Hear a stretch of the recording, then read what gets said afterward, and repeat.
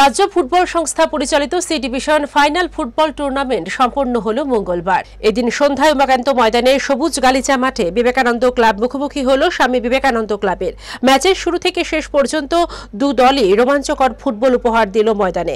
অবশেষে C division ফুটবলে এবার চ্যাম্পিয়নশিপের শিরোপা অর্জন করল বিবেকানন্দ ক্লাব। ফাইনাল ম্যাচে বিবেকানন্দ ক্লাব 1-0 গোলের ব্যবধানে হারিয়ে দিল স্বামী বিবেকানন্দ ক্লাবকে। আগামী বছর বি ডিভিশন খেলবে বিবেকানন্দ ক্লাব।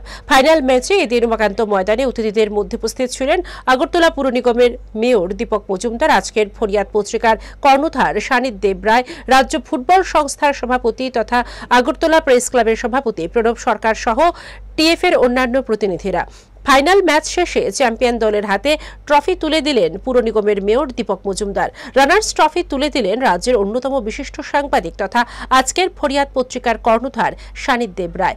ম্যাচ জয়ের পর বিবেকানন্দ ক্লাব ফুটবলারদের মধ্যে ব্যাপক উৎসাহ লক্ষ্য করা গেল ময়দানে। ত্রিপুরা ফুটবলে একটা উল্লেখযোগ্য উন্নতি হয়েছে।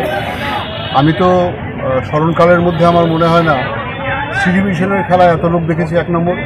2 নম্বর হচ্ছে যে বাচ্চারা খেললো এদের স্কিল এবং বল পায়ে রাখার যে সময় যায় এবং পাস করার যে দক্ষতা অত্যন্ত উল্লেখযোগ্য।